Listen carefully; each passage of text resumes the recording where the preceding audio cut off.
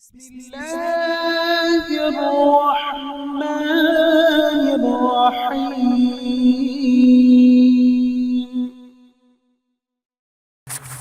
അസ്സലാമു അലൈക്കും വറഹ്മത്തുള്ളാഹി വബറകാതുഹു. നോമ്പിന്റെ നിയ്യത്ത്. റമളാൻ നോമ്പിന്റെ ഏറ്റവും ചുരുങ്ങിയ രൂപം നവൈതു സൗമ റമളാന, റമളാനിലെ നോമ്പിനെ ഞാൻ കരുതി എന്നാകുന്നു.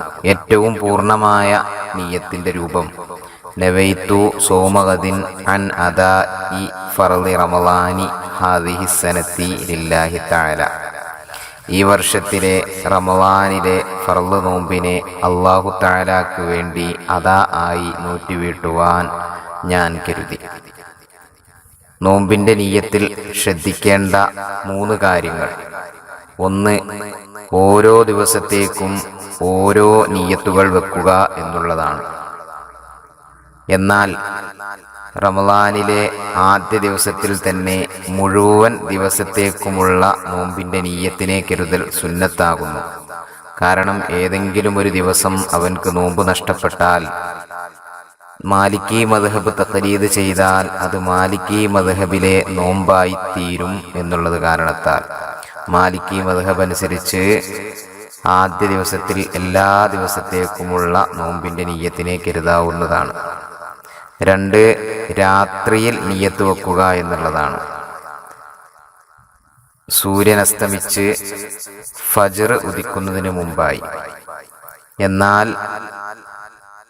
രാത്രിയിൽ നോമ്പിന്റെ നിയ്യത്ത് വെക്കാൻ മറന്നവൻ പകലിൽ ഉച്ചയുടെ മുമ്പ് ഹനഫി മദ്ഹബിനെ തഖ്ലീദ് ചെയ്തുകൊണ്ട് നോമ്പിന്റെ നിയ്യത്ത് വെക്കലും നോമ്പിനെ പൂർത്തീകരിക്കലും സുന്നത്താകുന്നു. 3. തഈൻ ചെയ്യുക, നിർണയിക്കുക. ഏതാണ് ഫർള് നോമ്പാണ് എന്നുണ്ടെങ്കിൽ ഏത് രീതിയിലാണിത് ഫർളായത്, നിർബന്ധമായത് എന്ന് നിർണയിക്കുക. റമളാനിലെ നോമ്പെന്നോ, അല്ലെങ്കിൽ കഫാറത്തിന്റെ നോമ്പെന്നോ, നേർച്ച നേർന്നതിൻ്റെ നോമ്പെന്നോ, അല്ലെങ്കിൽ മഴയെ തേടിയുള്ള നിസ്കാരത്തിൽ ഇമാമ് നിർബന്ധമായും കൽപ്പിച്ച ശാസിച്ച നോമ്പെന്നോ നിർണയിക്കപ്പെടുക. ഈ നിർണയിക്കപ്പെടുക എന്നുള്ളതും രാത്രിയിൽ സംഭവിക്കുക എന്നുള്ളതും ശാഫിഈ മദ്ഹബ് അനുസരിച്ച് ഫർള് നോമ്പിൽ ഉണ്ടാകേണ്ട നിബന്ധനകളാണ്. എല്ലാ നിയ്യത്തിലും പറയുന്നത് പോലെ നിയ്യത്തിൽ വേണ്ടത് കരുത്താണ്. അത് മനസ്സിൽ നിന്നാണ് ഉണ്ടാകേണ്ടത്.